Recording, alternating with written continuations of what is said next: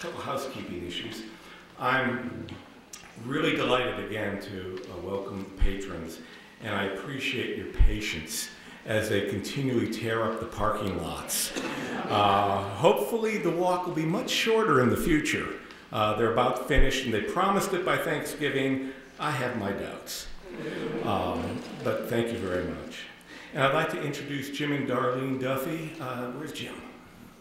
Jim and Darlene have taken the yeoman's task of being the chair for this year's programs. So on behalf of the Patrons Council and all of us, Jim and Darlene, thank you very much.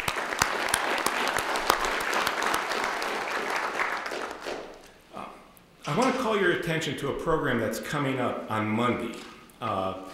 It's being presented by a fellow named Peter Beattie, and I had a chance to interview Peter when he was here on campus. He's the former premier of Queensland, and in Queensland he engineered a program that he called the Smart State, and he started building these industry and education and community links in Queensland. And when the global recession hit, Queensland was about exempt from it, and in fact grew relative to everybody else. And at that point, he was also made trade commissioner to the US, and Australia really beat our time during that period. So this is a guy that is phenomenal. Once in a lifetime chance to hear really a world leader in economic development. So I'd encourage you to, if you have the time on Monday, 6:15, it's right here. And our panel that will be talking to Mr. Beattie include Ray Greenberg, president of MUSC, and John Warner from Greenville, who does the InnoVentures and the Swamp Fox blogs. So it should be a very, very interesting evening. So at this point, I was going to be introducing the person who would introduce our speaker, and it's my good friend and senior scholar at the Institute, Dixie Goswami. And many of you know Dixie. And unfortunately, Dixie had a very serious accident earlier this week, and so she couldn't be here. And so I hope you'll keep her warm in your hearts and in your prayers while she goes through a very difficult period. So I'm going to be doing the introduction, but not nearly as nice as Dixie does, and I'm going to miss her introduction. When we were talking about this year's programs, and Dixie was sitting around and talking to us about who might come, and she said, you know, I know Tom Goldstein. And I said, really? Is it Sarah, any relationship to her daughter, Sarah June? She said, yes, it is. So it's her, and she said, I think we can get him down here. And she said, I said, really? Because this is a person whose career I've followed for some time. I'm a political junkie.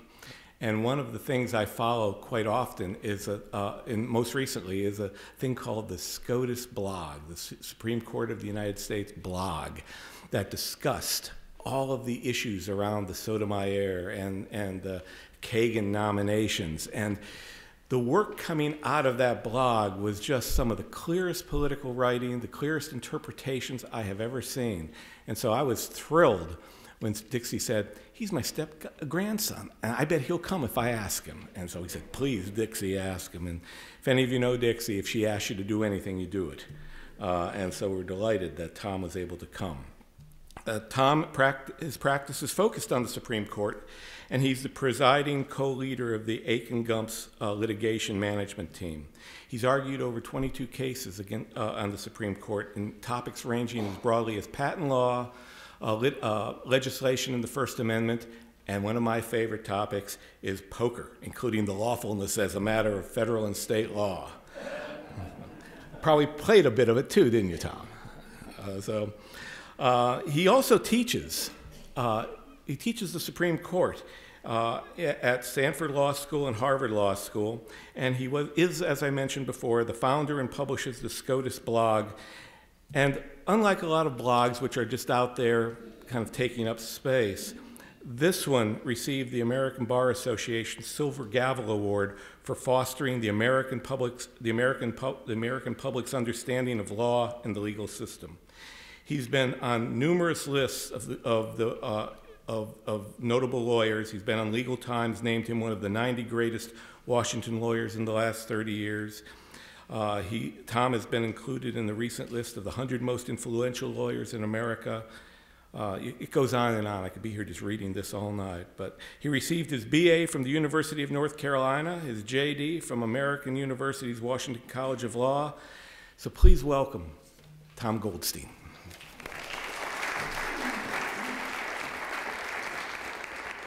Thanks so much. I really appreciate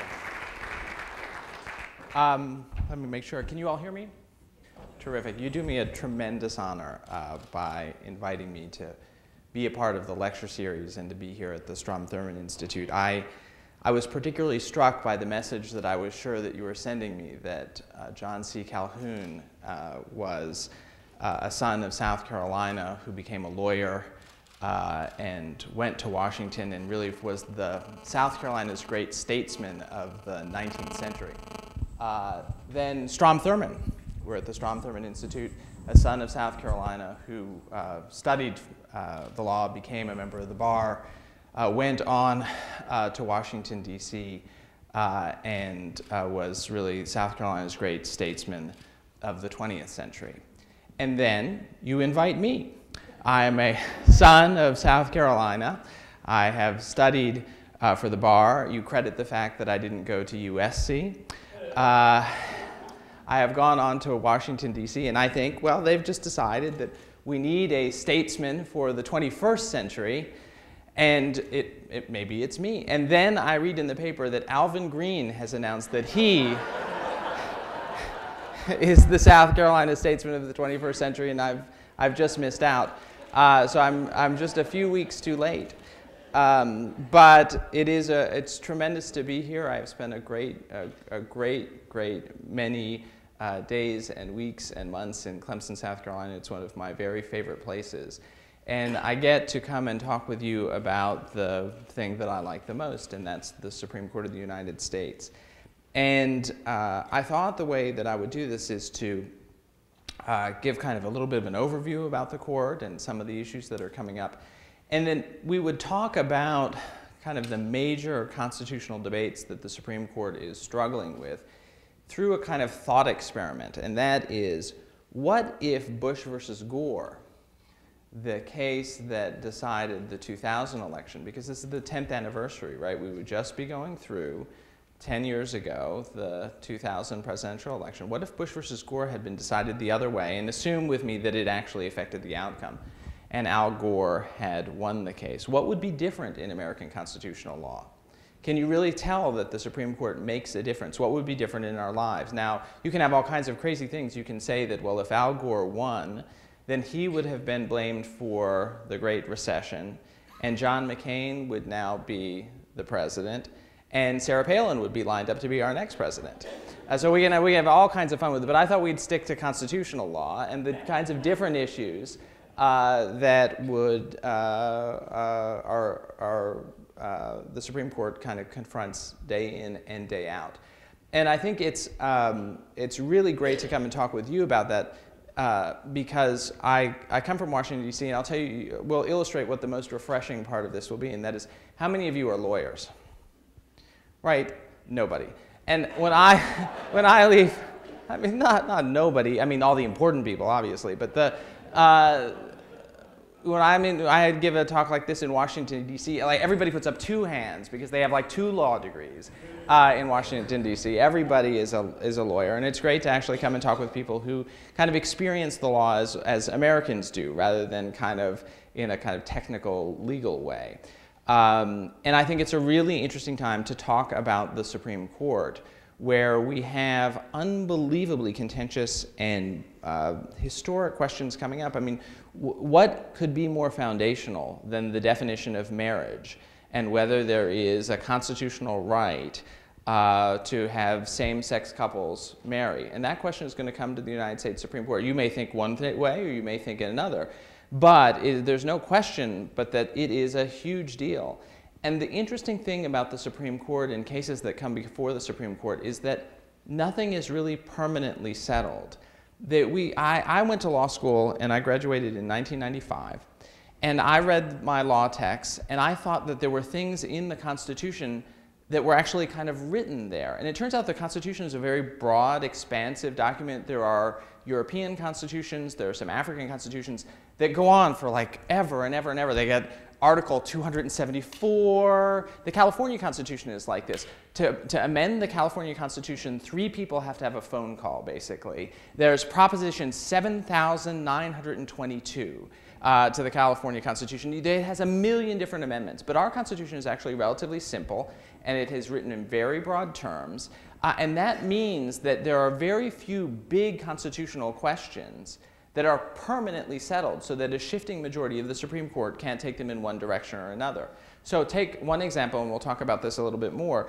When I went to law school, I learned about something called the Exclusionary Rule. And what the Exclusionary Rule says that if the police violate your right to privacy, which is protected by the Fourth Amendment to the Constitution, if they barge into your house one day, they pull you over for no reason and search your car, they do something that violates your right to be free from, the Constitution says, unreasonable searches and seizures. The Exclusionary Rule says when they take evidence, now obviously there's nothing in your car or your home that you have anything to be worried about, but let's say somebody else left something in your house that you weren't supposed to have, and the police found that. Obviously it wouldn't be your fault at all, and I, as your lawyer, after we had a financial understanding, would make sure, I mean, there are certain things that are truly in the Constitution, and getting a good, expensive, admittedly, but Washington, D.C. based corporate lawyer is really the most important thing you can do with your life. After you did that, I would vindicate your rights at an appropriate fee. But the thing the Exclusionary Rule says is that if the police did invade your privacy and they did find something that they thought was illegal, that they couldn't introduce it in court, right? That's the Exclusionary Rule. It shall be excluded. Now, that's actually not in the Constitution. The Supreme Court made it up. They looked at the Constitution. The Constitution says you shall be free from unreasonable searches and seizures, but it doesn't then say, and then what? And this is one of the things that the Supreme Court has had, and there are millions of these little issues around of what if one provision of the Constitution is violated? Let's just take the word unreasonable. What in the world is an unreasonable search and seizure? And as the court becomes more conservative or more liberal, as the country becomes more concerned about law and order in kind of the post-Nixon era, where if the court instead before that is very concerned about police overreaching and maybe whether or not there's too many searches of minorities and there's racial profiling and the court goes in one direction, it interprets these issues back and forth and back and forth. And so too with question after question, abortion, right? Nothing in the Constitution about abortion. Those who don't believe that there is a constitutional right say it's not there. Other people will say, look, there's a right to privacy and individual liberty. But the Supreme Court, as it shifts its view of those sorts of questions. And so I could come up and give this speech in 50 years. I'll obviously still be around in 150 years to give it. I mean, these debates will never end in our country. And that's one of the amazing things about the Supreme Court and the constitutional issues that it confronts. So I want to talk about some of those issues within the framework of, hey, what if the Supreme Court were actually different than it is today? Just to step back and give just 2 seconds of background so that we're all on the same page about the Supreme Court. The Constitution of the United States in its 3rd article calls for only one court. There only has to be one court. The framers had the wisdom to realize that a legal system is not going to improve anything and said, look, we'll have one Supreme Court and whatever other courts the Congress shall establish. So there has to be a Supreme Court. And the U.S. Supreme Court sits on top of both the federal and the state legal system. So if you go through the South Carolina State Supreme Court, or if you were to go through the Federal District Court for the District of South Carolina, and then the 4th Circuit Court of Appeals, all of those cases could go up to the U.S. Supreme Court, but through the state system only on questions of federal law. The South Carolina Supreme Court is the ultimate arbiter of what the South Carolina Constitution or a South Carolina statute means, but the federal Constitution or what a federal law means, those can all go up to the U.S. Supreme Court.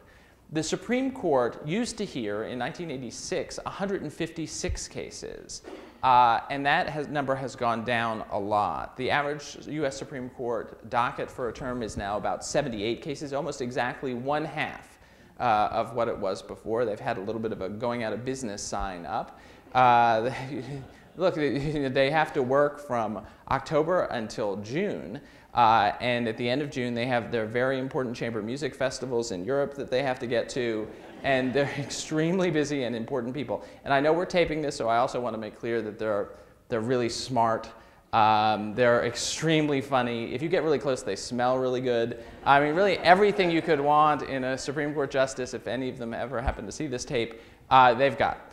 They actually are people of enormous integrity. People tend to think about, you might like or hate Barack Obama or George Bush or anything. We tend to look at figures kind of through an ideological prism. Like we take their views and we kind of personalize them a little bit more than I personally would prefer. And so more liberal folks look at the conservative justices of the Supreme Court as if they're trying to hijack the Constitution and do something evil. The more conservative folk look at the more liberal justices and think they're out of control and making up rights and those sorts of things. And in fact, the Supreme Court confronts a really whole bunch of very, very hard questions and a very vague Constitution, and they're doing their level best to interpret it in the way they think is right. And they disagree, but they have very friendly disagreements. And I think they do a really good job, except in the cases that I lose. That's a lot of cases, so they have a long way to go. But they're trying, and I'm working with them to improve their decision making. But it's an effort, but I'm going to keep trying. That's not to say, as I said, you should definitely hire me to take care of your case. You may just not want me as your Supreme Court lawyer. No. So here we go. The U.S. Supreme Court sits on top of the state and the federal systems on all questions of federal law. They don't have to take any case. That's a little bit of an overstatement, but there are only 2 or 3 cases every term that they're required to hear. They instead get to choose what cases they want to hear, and almost always the cases that they want to hear are ones that involve conflicts in the law around the country. Their principal deciding mechanism, their principal agenda-setting function is to say, hey, some court in South Carolina interprets the Constitution one way, some court in Michigan interprets it another way, some court in California, we don't even understand what they're doing, right? So that there's this divergence in the views about what the Constitution means, and the U.S. Supreme Court takes it and comes up with one uniform way of looking at the Constitution. That's generally what they do in picking those 76 to 78 cases every term. Now, there are exceptions. There are some cases that are so foundationally important that the Supreme Court says we've just got to step in, and there you have something like who's going to be president. That counts as something relatively important. And of course, the Supreme Court in 2000 stepped into Bush versus Gore. As a bit of full disclosure, I represented Al Gore in the Supreme Court. If you are a Democrat, I'm sorry. If you're a Republican, you're welcome. Right? I can make everybody happy. And the U.S. Supreme Court decided in a couple of cases, you may remember there were 2 of them, Bush versus Palm Beach County Canvassing Board and Bush versus Gore, the questions of whether the Florida Supreme Court was violating the Constitution in how it was handling the Florida recount, because it was all down to those electoral votes in Florida. And there are lots and lots of crazy war stories relating to Bush versus Gore and what that case was like. I will say, and I think the justices would agree, that that kind of event is not their strength. The justices don't allow TV in the courtroom. They frequently don't allow their speeches to be recorded or taped. They're not used to having, television cameras camped out all over the place, being staked out, being followed around to their homes, and it was all happening in an incredible crush. The more conservative members of the Supreme Court, I think, in Bush versus Gore, were convinced that the Florida Supreme Court, which was all Democratic appointees, was trying to steal the election for Gore. And that's really, for people wonder, kind of, were the Republican, more conservative members of the U.S. Supreme Court trying to steal the election for George Bush? And I think the answer to that question is no, and clearly no. They actually thought they were righting the ship from somebody else who they thought was trying to steal the election. I think they were wrong too. I think the Florida Supreme Court was doing the very best it could. And the U.S. Supreme Court, I think, stepped in and has never really, the justices in the majority in that case have never felt really comfortable defending the decision that they wrote by its own terms. Now, they had almost no time to write the decision. Nobody does their very best work in those kinds of circumstances. But nonetheless, the U.S. Supreme Court steps in, halts the Florida recount, you'll recall, And that allows then candidate Bush's sort of campaign chair in Florida, who also happens to be the Florida Secretary of State. It's great, we can just work hand in glove here, to certify the votes, and President Bush has a majority in the Electoral College. Now, as a consequence, the following historic events happen. William Rehnquist, who was a Nixon appointee, really a historic figure in the US Supreme Court, one of our great Chief Justices, comes down with anaplastic thyroid cancer. This is a very, very horrible disease. The Chief Justice doesn't really internalize the fact that the survival rate for this horrible disease is extremely low, and decides that he is going to hold on. Sandra Day OConnor, her husband has Alzheimer's. She's very close. They've been together for a very, very long time. And she goes to see the Chief Justice, and there is, in effect, kind of a moment of miscommunication. It's a very weird thing. I don't think they quite understood each other. It was a very awkward conversation.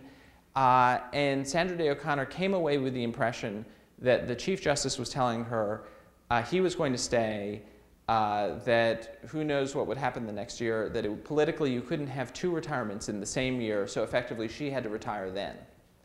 And so it leaked that morning that there was a retirement announcement going over to the White House from the Supreme Court. Everybody thought it was William Rehnquist, who was gravely, gravely ill. And it was an absolute shock that Sandra Day OConnor, then the swing vote of the Supreme Court, in great health personally, had retired.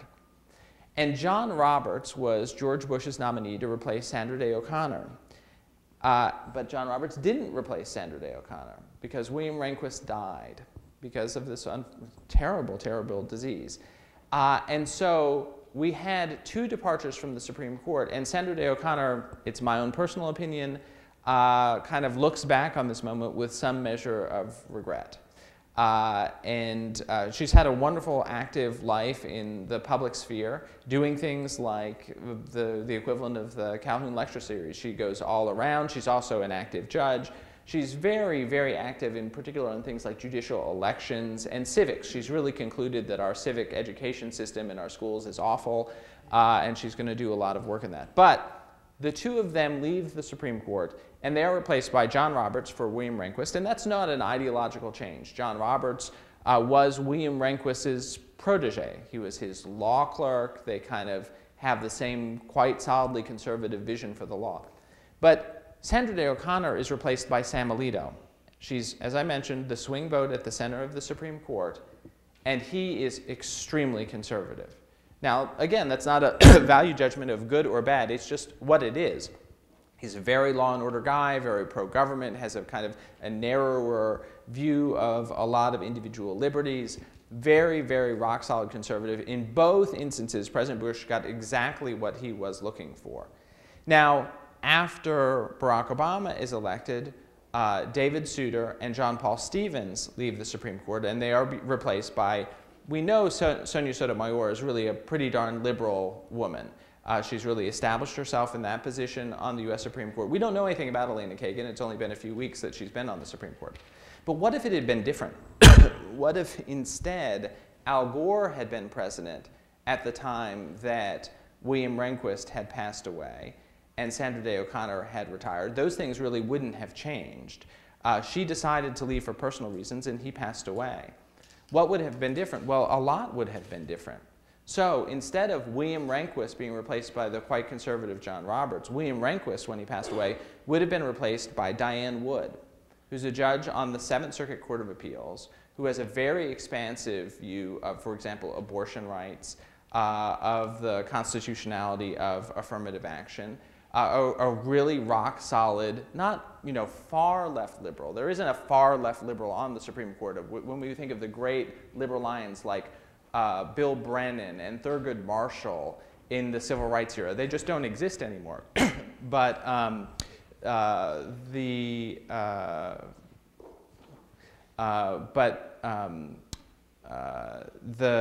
for others, Diane Wood would have been a much, much, much more liberal member of the Supreme Court. Then Sandra Day OConnor, who is the swing vote on the US Supreme Court. Rather than, and this would have been a really key one, rather than being replaced by the very solidly conservative Sam Alito, the Supreme Court would have gone in the exact opposite direction for the swing vote. And that is, just as conservative as Sam Alito is, Sonia Sotomayor is liberal. That would have been a huge change. John Paul Stevens, who, though he was appointed by a Republican, President Ford, was a pretty liberal guy, the most liberal member of the Supreme Court. John Paul Stevens would have retired the term before, and he would have been replaced in all likelihood by somebody like Elena Kagan. So rather than William Rehnquist and Sandra Day OConnor being replaced by conservatives, instead you would have seen them being replaced by liberals. And then let's talk then, if the Supreme Court shifts to the left instead of the right, let's talk about what happens to American constitutional law. And that's what I'd like to do for the next 10 minutes or so. And that'll leave us, say, 10 minutes, 15 minutes for questions and to be able to talk about these different issues. And what I'd like to do is walk through the Constitution with you. The Constitution is divided really, for our purposes, into two parts. The first is kind of the body of the Constitution, and the second is the amendments, principally the Bill of Rights. So we start with the body of the Constitution, and there's really only one truly contentious part of the body of the Constitution that is unsettled and still comes up a lot in important Supreme Court cases, and that's federal power. The Commerce Clause of the US Constitution says that the Congress has the power to regulate commerce between the states. The US Supreme Court, ever since the Civil Rights era, when the Congress had to pass laws that would reach down into the states in order to guarantee minorities access to things like a local lunch counter, have basically said that all the Supreme Court's decisions have said, by commerce, what we mean is if there is something involved. That's what it has to be. Yes, we know, for example, that what we're talking about here, I'll give you the example of the California medical marijuana case. There was a case from California in which a person in California wanted to go into their home. They wanted to seal the home in cellophane. They were going to bring into the home dirt that had only ever been in California. They were going to have oxygen that was specifically manufactured. This isn't actually what happened, but you're going to get the point. Oxygen that had been made in California. The water would have come from a stream that they guaranteed the rain had never been to another state, right? The person promised that they were going to grow the marijuana, they were going to take it, they were going to smoke it inside their home, and they were just going to hold their breath forever. There was no chance that any bit of it would leak out a window and cross the border into Nevada, right? So this was the perfect test case of this thing is going to have only something to do with California. There is no interstate commerce whatsoever. The Supreme Court said, oh, you're a person? Well, you travel in interstate commerce. Well, if you're taking medical marijuana that you grow in California, then you might not take a pill that would come from some other place. And so, sure, that's interstate commerce. The US Supreme Court basically has said that the Commerce Clause of the US Constitution has absolutely no limit whatsoever. So that is the contentious part of the Constitution inside the body of it. And folks who believe in states' rights, as did William Rehnquist and Sandra Day OConnor, really tried to rein that in a little bit and say, we're going to take this structure of the Constitution a little bit more seriously and read the Constitution to say maybe what the words say. I mean, we don't want to go crazy with that, but it's a document and there are words, and it says commerce between the states. So why don't we say it means, say, commerce between the states? And that's one way of reading it, I suppose. Each to their own.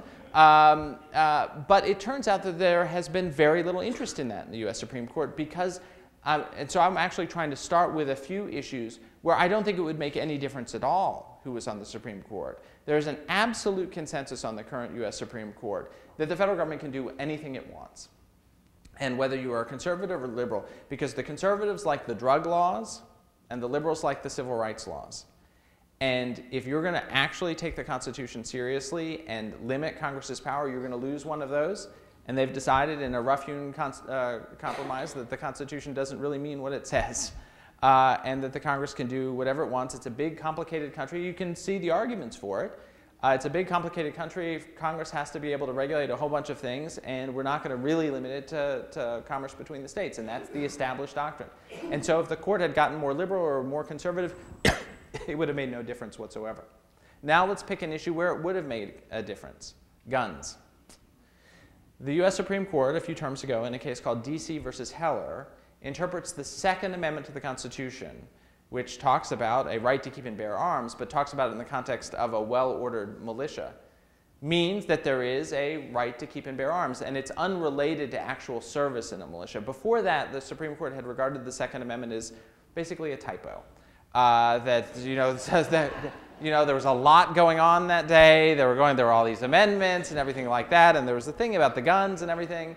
And that's basically what the Second Amendment had meant in the Constitution. It had meant that, yes, if you happen to be part of the National Guard, then you can look at this thing about a right to keep and bear arms, and if in that one context, then you're going to be okay. But besides that, the Second Amendment hadn't really meant anything. But a more conservative Supreme Court meant two things. One, as the gun rights community, not only the NRA, but lots of other sorts of organizations, kind of looked at the Supreme Court, they saw an opportunity. And so they brought a whole bunch of litigation around the country to try and build up the Second Amendment right, where the Supreme Court, all the lower courts had just said, look, the Supreme Court says we were just kidding about the Second Amendment. And a whole bunch of scholars got together and they wrote law review articles in very important law journals that nobody reads, but could be cited, and there were all of these court cases, and they picked the case from the District of Columbia where the DC had a kind of an extreme gun law, which was to say you can have no guns. And you would say, well, I'm a licensed security guard, I was a Navy SEAL, and my job is to protect the president. And the District of Columbia would say, well, yes, but we don't quite trust you to have a gun. And you'd say, well, I only want it in my home. It won't be anywhere else. It's just if somebody comes in and I want to be able to protect myself. And they said, well, no. And so the gun rights advocates were very careful in kind of picking the right test case, and it went up. And the Supreme Court in the Heller case said there is a Second Amendment right to bear arms.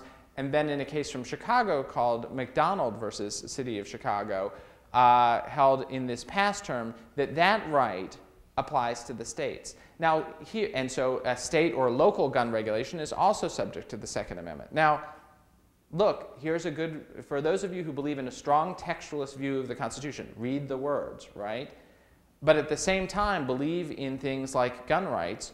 Sometimes these things are difficult to reconcile. The Second Amendment to the Constitution talks about Congress not being able to regulate guns. Everyone agrees that that was the purpose of it. The First Amendment of the Constitution talks about Congress shall pass no law regulating the freedom of speech. But the US Supreme Court has recognized that all of the parts of the Bill of Rights have to apply to the states and to the localities. But this is an area, gun rights, where if Bush versus Gore had come out the other way, if the court were more liberal, these lawsuits would have never been filed by gun rights advocates because they would know they would have had a hostile Supreme Court. And if the question had come to the Supreme Court, it absolutely would have turned out another way. And this is a way in which the Supreme Court and elections on all of these things have a tremendous consequence, because if you are in favor of gun rights, if you are not, everybody realizes it's a critical question. It's a critical question for our individual security, for our liberty, for our safety, whichever way you want to argue it. But that's a question that would have come out another way. The Fourth Amendment to the Constitution. I gave you the example of the exclusionary rule. A more conservative Supreme Court is more favorably inclined to the police. So that the US Supreme Court over the past few terms, by narrow 5-4 majorities, has said, if the police come in and violate your right to privacy, that does not mean that the evidence can't be used in court. And so the US Supreme Court is on the verge of eliminating and overruling the exclusionary rule. And they say, look, why is it that we should let somebody get off, not go to jail because the police made an error?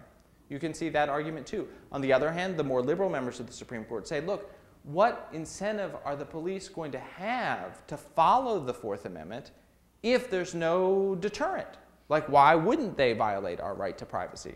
And that's a very close question. And quite clearly, if the Supreme Court were a little bit more to the left, that exclusionary rule would be reinforced rather than being reduced. But we can get to the big hot button ones in addition to guns. Abortion. When Sandra Day OConnor was on the court, she provided the fifth vote to strike down a statute about so-called partial birth abortion. This is what all agree is a horrific late-term abortion procedure. It's very rare, It is used almost exclusively when there is some grave fetal deformity, real danger to the health of the mother, but it is an extremely gruesome procedure that many believe kind of comes close to infanticide, just in the way it happens. It's just it's a horrible, terrible situation. And the Supreme Court, 5-4, had held that there has to be a provision in such a statute, if you're going to ban that procedure, that there is an exception for the health of the mother. Sandra Day OConnor, as the swing vote of the U.S. Supreme Court, really believed in that part of the abortion right. The Supreme Court, she had agreed with narrowing Roe versus Wade, but had always thought it was really important to have an exception for the health of the mother. She leaves, Sam Alito comes into the Supreme Court, replaces her, much more conservative, and a federal law is passed that does the exact same thing as the state law that was struck down. And the new U.S. Supreme Court, with that majority, with Sandra Day OConnor gone, upholds the federal statute and just takes a different view of the scope of the abortion right. Again, you may think it's right, you may think it's wrong. It's a very concrete thing that happened at the U.S. Supreme Court. And if, by contrast, the Supreme Court had tilted in the other direction, it would have expanded the abortion right. So Sandra Day OConnor would have been replaced by somebody who is more liberal. William Rehnquist would have been replaced by somebody who's more liberal.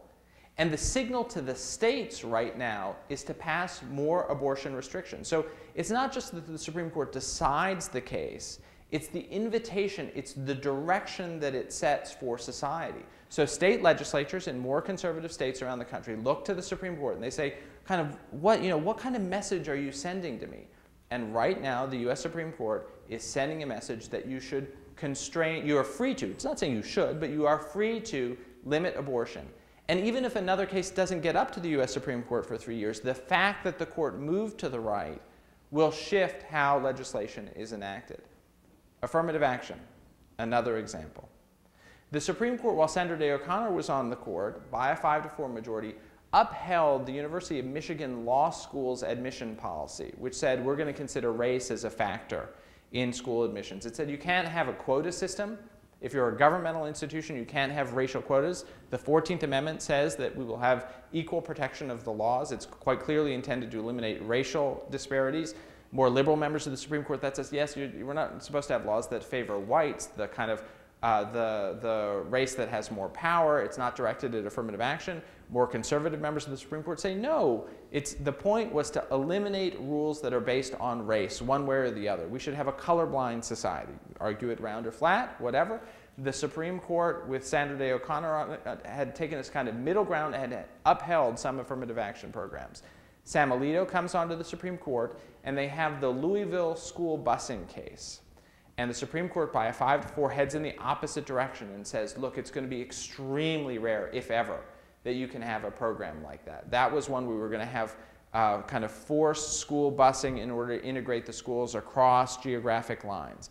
The Supreme Court said you're going to have an extremely strong showing that that's necessary to eliminate past racial disparities. And so that, too, would have headed in the other direction. We would have had a signal from the Supreme Court to school boards, to colleges and universities that are state institutions, to the government when it's doing government contracting programs, that would have said, hey, we should have more affirmative action in an effort to reduce racial disparities. But right now, the signal coming from the U.S. Supreme Court is exactly the opposite. Anybody who is paying their incredibly smart, Washington-based, expensive lawyer, I have cards for you at the end of the program, is telling them you should not do that because if you do it, it's going to be struck down as unconstitutional.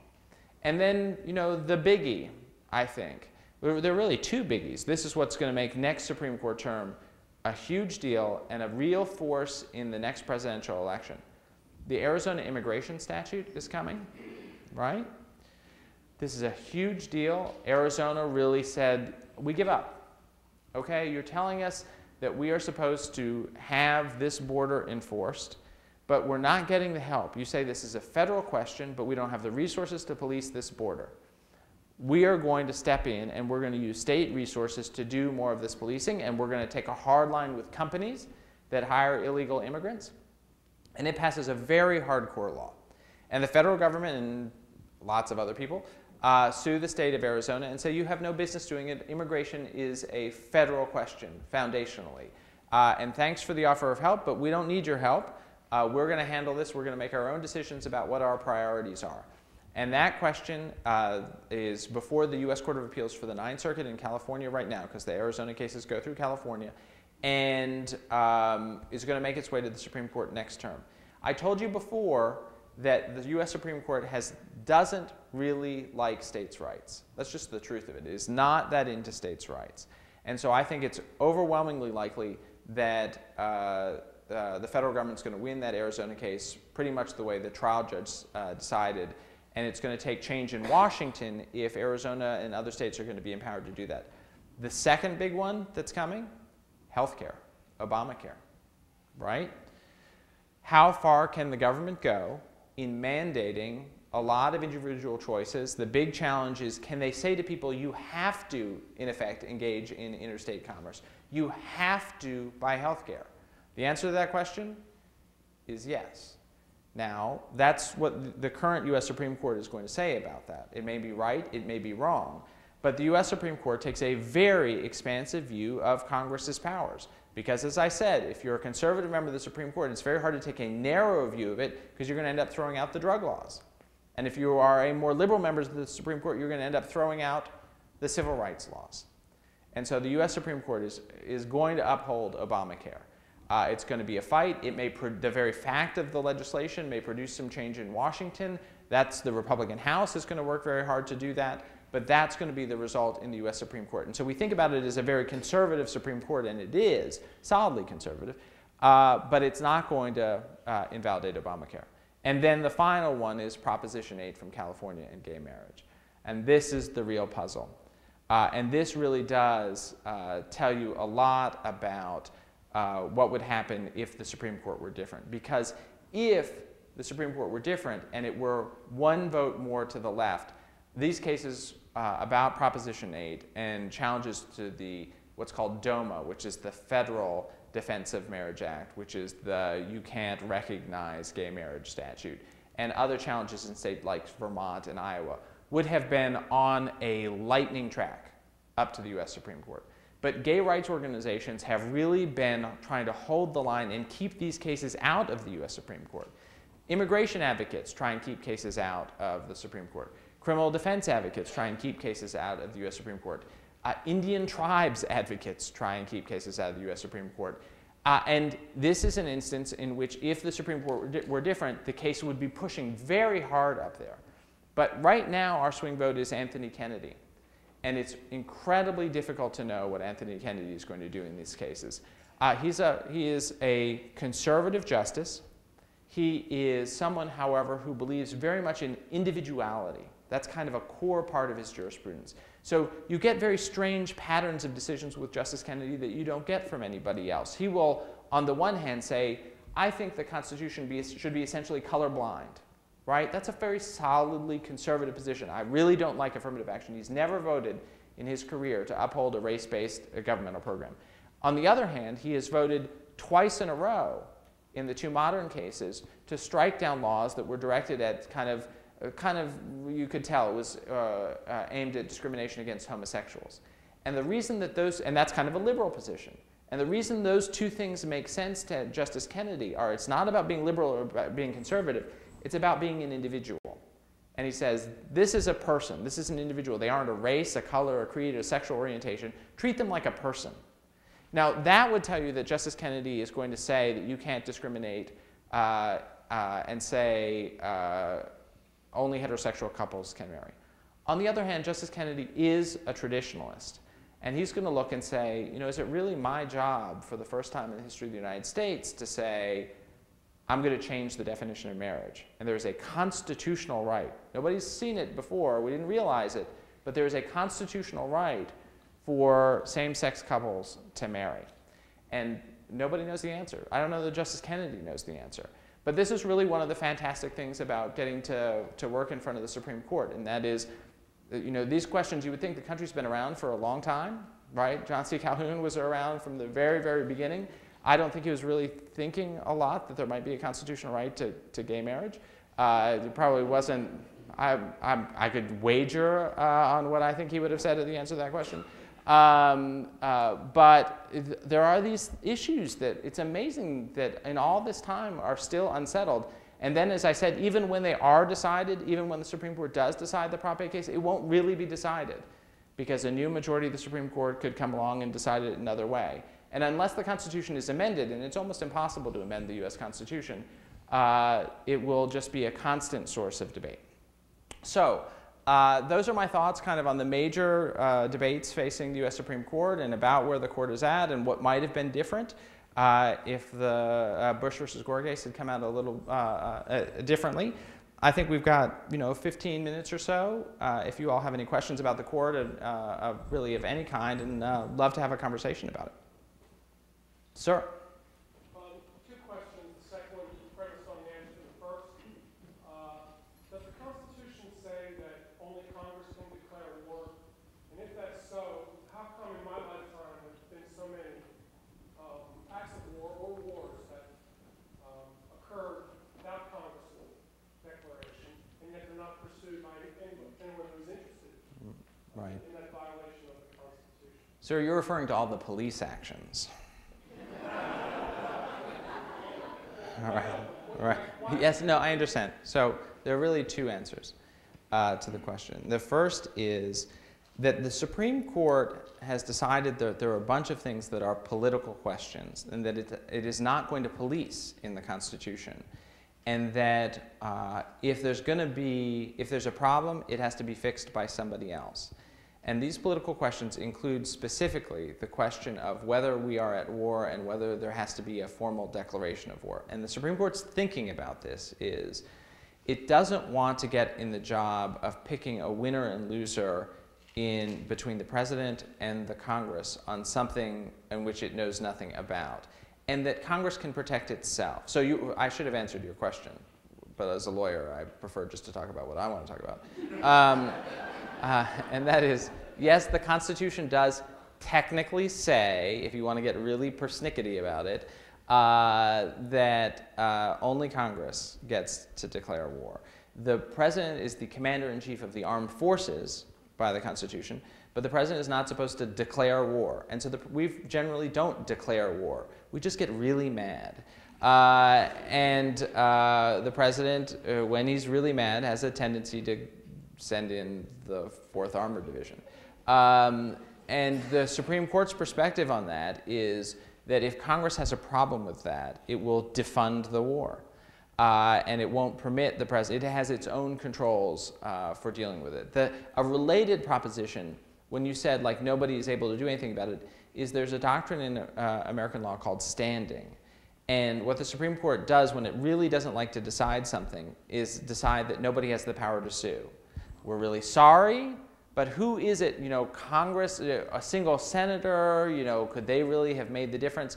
And the Supreme Court will kind of kick up dust in a way that prevents the case from being litigated all the way to the end. But I think foundationally the Supreme Court says, look, we are just not going to get in the middle of deciding when we've crossed the line into a war. If Congress thinks the president's gone too far, it holds the purse strings. Sir? Considering the results of the election a week or two ago, what scenario would you see if there was another opening in the Supreme Court in the next 2 years? Well, the U.S. Senate didn't change hands, but it got a lot closer.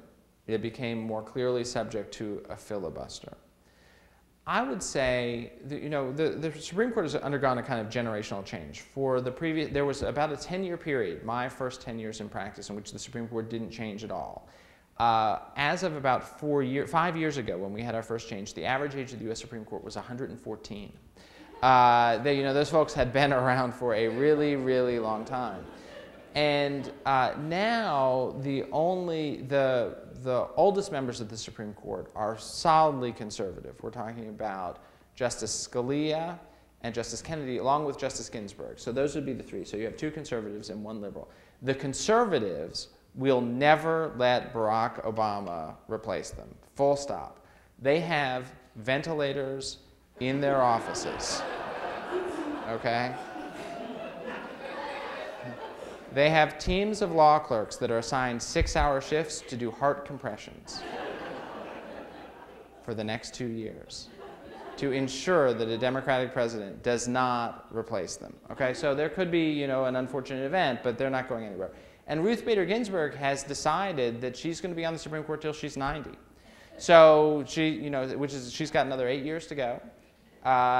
Ruth Bader Ginsburg is constantly underestimated. She looks like a little bird.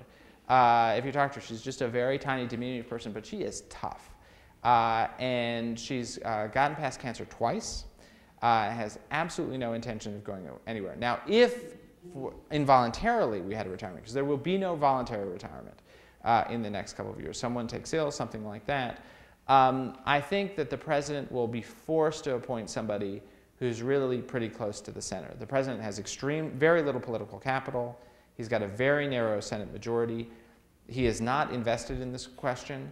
The president knows a huge amount about American constitutional law, cares about the Supreme Court, but is trying to deal with the greatest recession since the Great Depression, trying to stop the undoing of his health care reform, trying to deal with Iraq and Afghanistan. And this is not where he's going to invest his political capital. So I think you would inevitably see a centrist Democrat. You would either get somebody like Merrick Garland, who's a very law and order Democrat, who's in the U.S. Court of Appeals in Washington, D.C., or somebody who nobody has any idea what they think. That's another new strategy, is you get somebody who's just a blank slate, who gets up and goes to the Senate and says, John Roberts, that guy who was so good in the hearings, whatever he said, I really like. He was so good. And all the nominees, to be honest, at the hearings just sound exactly like each other, and you don't really learn anything about them. So I think the president, if there were another nomination, he would find himself in a real political box. Sir? Where is it defined and why that they get a lifetime appointment? Well, the Article 3 of the Constitution says that you shall serve during times of good behavior. And all federal judges have lifetime appointments. Now, the thing is that in the late 1700s and early 1800s, that meant that we expected that you would live till you were about 45. Now we expect you to live forever. And there is an ongoing debate about at what point you want to kind of cut that off. There are discussions about rotating 18-year terms and that sort of thing, all of which will have no shot whatsoever. The Supreme Court justices, they might be inclined to find that unconstitutional. I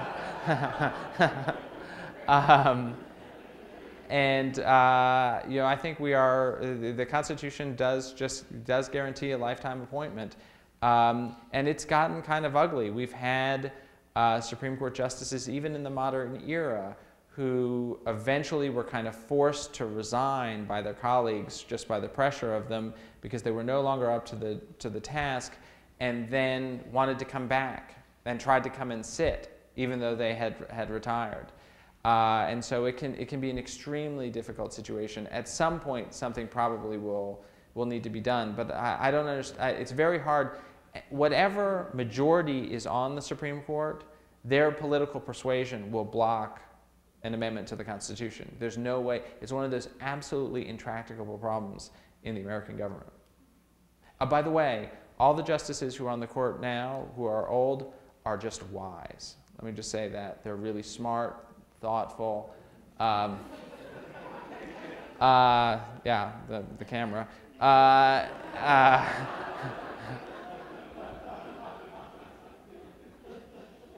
Ma'am. Do you think that they're going to hear the case about the colleges that are permitting illegal aliens to have in-state tuition? No. I think that's the kind of question that the U.S. Supreme Court will take up when there is a disagreement between the courts of appeals. And there is not now that kind of different approach that says one court of appeals says that's unconstitutional, one says it isn't. That's more like the kind of issue that's going to be resolved by legislation, I think, than it's one that's going to be resolved by the U.S. Supreme Court. I do think they're going to get very involved in immigration through the Arizona case, by the way, but I don't see them taking up that question. Sir? How does U.S. judicial law differ from judicial law in other countries? My understanding is in the United States, we're based on precedential law. Yeah. Decisions of the court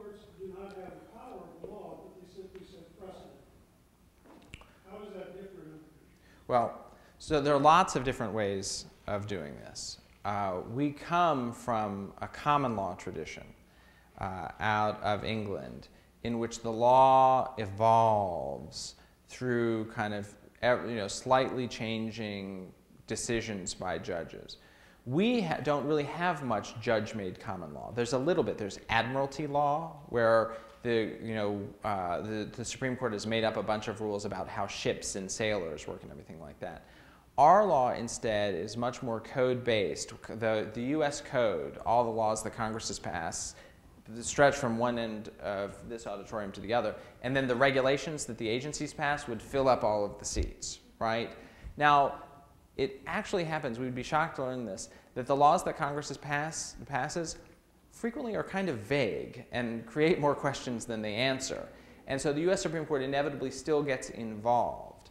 Now, when it comes to precedent, we do have this doctrine of stare decisis. And stare decisis in practice means what the Supreme Court has decided shall remain decided until it decides it shouldn't be decided that way anymore. So it's a really fixed, robust vision of the law. I'll give you an example. So I mentioned the partial birth abortion case where the Supreme Court struck down the state law. The Supreme Court's majority changed and it upheld the federal law. Well, it didn't overrule that prior precedent. It said, I don't know, that law is from a state that begins with a C. This is from the federal government. This is printed on paper that's 8.5 by 4. They come up with kind of silly, phony distinctions in order to avoid formally overruling it. And also on the Supreme Court, I think there's a great variation in how much respect for precedent there is. Justice Thomas, for example, essentially does not believe in stare decisis. He is the most creative, innovative thinker on the Supreme Court. Nobody realizes this. He is the one who's most willing to kind of open up every single legal issue and take a completely fresh look at it. Every year, he will write 10 opinions saying that some prior doctrine should be completely tossed out. Right? So he's on the extreme. On the opposite extreme are justices who say, look, we've decided this already. I'm not going to go back and revisit this question. So it can vary tremendously how much respect precedent has in our judicial system. Sir? Does the open spaces on the federal courts, does that have an impact on what the Supreme Court does? It doesn't have so much of an impact on the U.S. Supreme Court's jurisprudence, but it has a big impact on kind of the people's business, because almost all litigation in the United States doesn't get to the Supreme Court, right? There's 78 cases there. There are like 100,000 cases in the U.S. Supreme Court, excuse me, in the lower courts. And this is both political parties' fault. So what happened is, I can't even remember now who started it. Nobody knows. It's one of those kinds of fights where somebody held up somebody's nominee, and in retribution, somebody else held up, and all the Democrats think the Republicans are being evil for it, and the Republicans think the Democrats are being evil for it. But no, there's no mutual disarmament. So now whoever can slow down the other party's judicial nominees does, in order to try and pack the courts one way or the other. They want the courts to be more conservative. They want the courts to be more liberal. And so we have courts that don't function nearly as well as they should because we don't have judges. And if we just had kind of thoughtful judges who kind of were more down the middle, we'd probably be a lot better off. It can take a case in the U.S. Court of Appeals for the Ninth Circuit now. I'm dealing with a case where from the date the appeal was filed to the date the case was decided was 5 years. From the beginning, just get the brief in there to when the decision was. That's just crazy. There's no sense in that. Nothing good can come of that. Sir? Have you ever been a clerk on the Supreme Court? No, sir. I have not. Other question, how is their security structured for the justice? Let me see how well I know you, sir. I mean, are you upset with any of the justices before? Right? Jim, you're going to vouch for this guy. Okay. Yeah. Okay. So here's how the justices' security works. They have very thin security. There is a Supreme Court police force at the Supreme Court. If they do a public event in Washington, D.C., they bring with them members of the U.S. Supreme Court police force. If they travel to another city on official business, they are met by U.S. Marshals from the local courthouse. But I will be honest, and I find it very distressing, in their travel, except for the Chief Justice, in their travel back and forth from their homes to the office, they're by themselves. And it's not a good idea. Yes, Jim? Given that we have filled up this entire space with legal rules Yeah. and regulations, Sure. and rules and stuff, and given that precedent may not be such a deterrent as most of us probably thought it was, Yes. is there any consideration, particularly in lower courts, of why not have civilians rather than attorneys serve also as judges, using common sense? Well, so we have to, obviously, as a lawyer, I have to tell you that's a terrible idea. I have a union card that requires me, and this is on tape. Okay, we can talk afterwards. So it is not required to be a judge that you be a lawyer. And some of our great justices have not been lawyers, but instead, for example, or at least not practicing lawyers, but have been politicians. You know, Earl Warren, regarded as one of the great Chief Justices, was the governor of California. And one of the great problems in the US Supreme Court is we've got a bunch of lawyers. We don't have a single person in there who has any political experience whatsoever. I mean, none. No legislative experience at all, no executive, nobody's been a governor. Nobody has any practical, and I wouldn't have any practical understanding either. It's not a criticism, me versus them, because they're really great people. But none of them has really been out and experienced what it is to actually try and craft law and solve social problems. And that isn't to say that we want judges solving social problems. It helps their awareness of how legislatures and governors and presidents can solve those sorts of problems. And we have headed in the direction, I think, unfortunately, you know, you hear this phrase of the judicial monastery, right? And one of, Elena Kagan I admire a lot, but President Obama said, look, Elena Kagan should be put on the Supreme Court in part because she's not part of the judicial monastery. She had not been a judge before that. No, she had been the dean of Harvard Law School, which is really where you get to meet the people. Right? I mean, that's where you're kind of right down in there. I don't know. That's a stretch. I mean, she's you know, incredibly hardworking, incredibly smart, but we don't have that kind of voice on the Supreme Court, and I think we are all the poorer for it. Okay, now we're in overtime.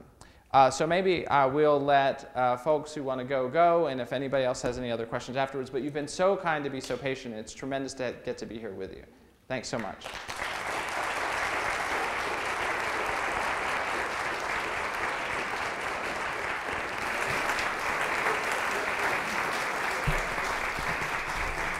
Now, we'll only have a little bit of time because Tom has to leave here directly and go to Columbia. And so we want to thank him again. And Tom, since you are familiar with Clemson, we thought you'd enjoy this book that has reflections on the area. Perfect. Thank you very much. Thanks so much. Thank you very much. Thank you all for coming.